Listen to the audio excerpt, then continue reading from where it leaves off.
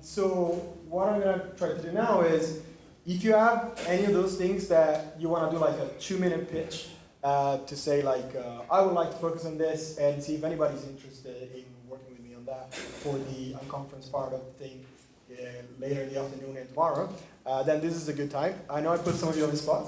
Luckily there's some of you that got a heads up. So out of those who already had a heads up, if you want to make your way over here and do your pitch, I'm not going to put anyone on the spot by saying you come, but hopefully someone will come forward.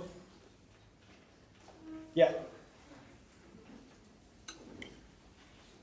Do you have any question on the format while Zach makes his way over here? Okay, if you have any question about anything at any point, just raise your hand and try to make it as serious as possible. All right. Thanks, Pietro. All right, so Pietro put me on the spot, I think yesterday, to give my 2-minute pitch here. So I'll make it quick, but this is essentially on indexing audio and video, especially with existing resources. So this was something actually, I think a question came up earlier on Josh's parliamentary work about how to take that long form content and make it much more easy to go through. And this was also what the team doing the skimmable kind of work was talking about too. But basically, how do you take audio and video, which is kind of really challenging around discoverability, searchability, skimmability, and make that really, really useful. There's some really good work that's taking place now kind of in the open source world as universities are trying to start to solve this. And a lot of it is around indexing and segmenting. And so I'd love to dive into that some more with anyone else who's interested. Awesome.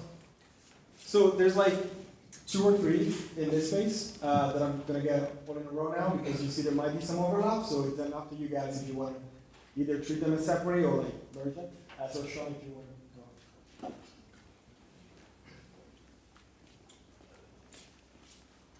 Thank you. There's 2 things I hate. You put on the spot, public speaking. Bingo! I'm particularly interested in using these transcriptions and entities of technical ability to help them explore content further. So making transcriptions interrogable, what they actually mean, what they're talking about, the subjects to which they relate, and how we can use this to discover extra content.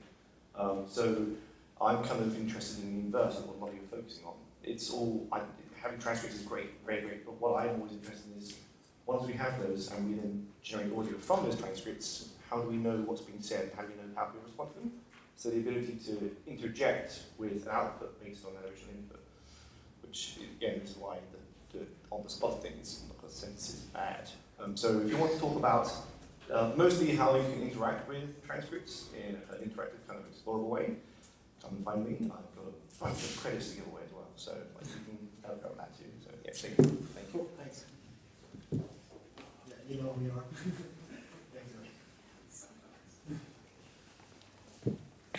Do you like that's the correct board, right?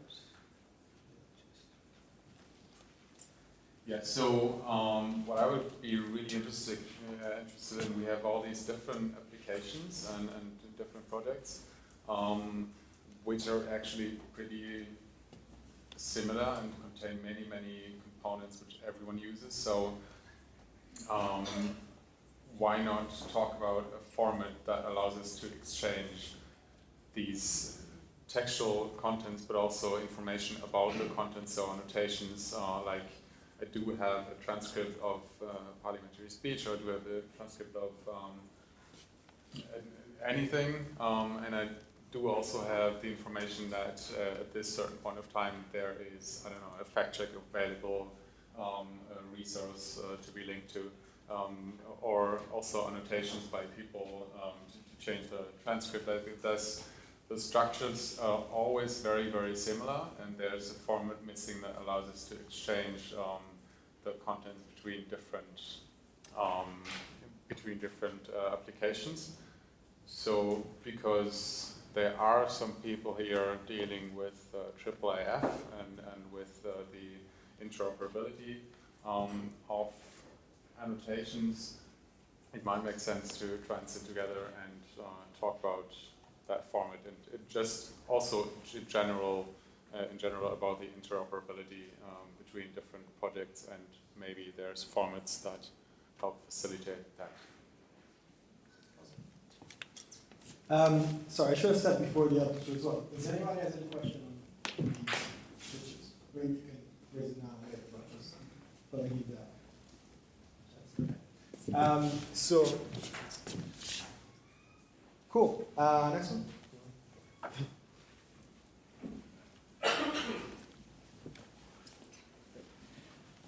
Yeah, I'm interested in the space of segmenting programs. So, for example, the radio for today program is 3 hours long. Can we break it down into individual story items within that? We can get that data from a number of places. So we can get it through machine assistance, which is something that James is going to talk about in a minute. We can get it from production team data. We can get estimates from the running order. We can get telemetry from the studio. But that data can either be a little bit wrong or non-existent. So I'm just interested in thinking about a tool that users can correct that timing information within the browser.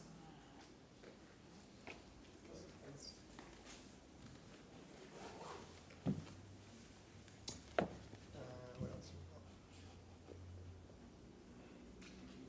Matthew?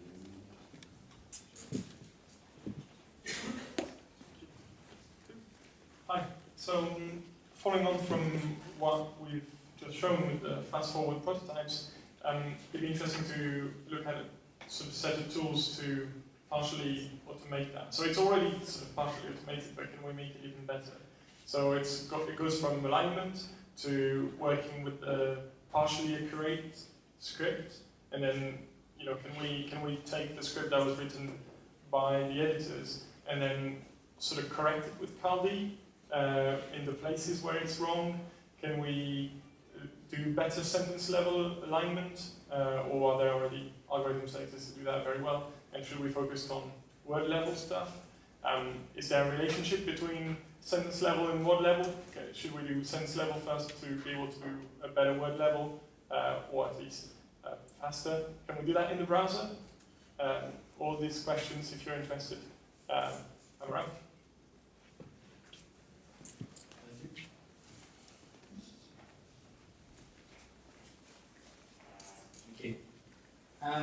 Something that me and Pietro have been looking at for a while, aiming to write a blog post about for many months at least, yeah, could be years, was how good are speech-to-text engines? How do we measure how good they are?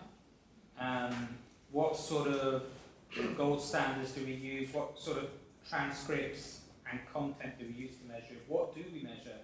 Do we measure just how accurate the words are, or the punctuation, or the diarization of speakers?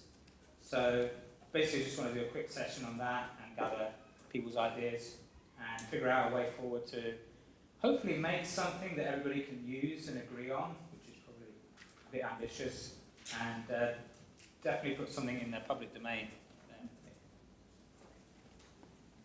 There's a question. Oh, sorry. Is there a question? Okay. Is there a question? Pitch. Oh, okay, yeah, you can go.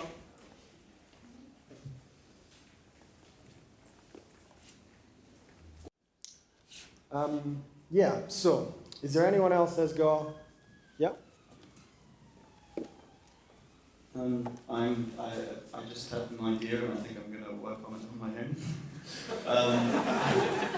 But if anybody happens to have, I'm guessing a lot of you do, a video file together with a transcript that's got like up to like sub-second accuracy on the words coming through that file. If anyone happens to have a pair of files, like just the video file and that, would be great.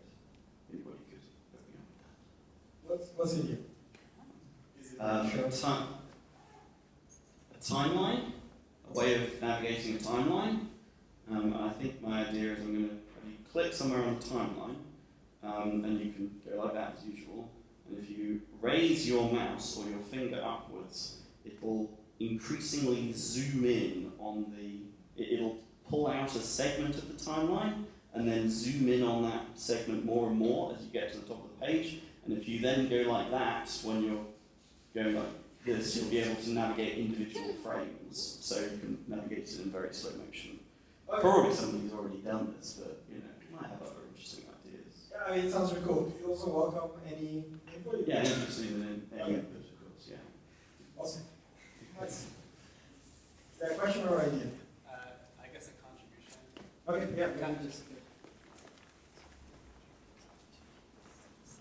just so I guess to elaborate on his idea, so with something that I've built, I have a really good time code aligner. So if you have transcript and you have multimedia, it can get you per word time codes, and it handles really big files well. So if you want access to it, I can open an API for you to try your idea. I'm a candidate. Yeah, we are also. Mm-hmm. Awesome, thank you. Anybody else? Either either ideas, and remember to add them to the board, or if you have a question on previous stuff, that's a good time to mention. Along similar lines, we just fired up some servers that's running our sort of batch ASR and real-time speech to text. So we can post some, we can make it available to everyone here for a few days if you want to integrate. We'll stick all the details in Slack if that's something you need to make things happen. We've also got a translation thing from German to English as well, which will stand up and make it available to you. We've got topic distractions on. Okay, we've got some some POCs and stuff. Yeah. That's speech matters. Yeah, speech matters. Yeah. Anybody else? So either if you have ideas, that's fine. If you have questions on previous stuff being said, you can say them now if you want, or you can have more informally afterwards when you're lunch and stuff.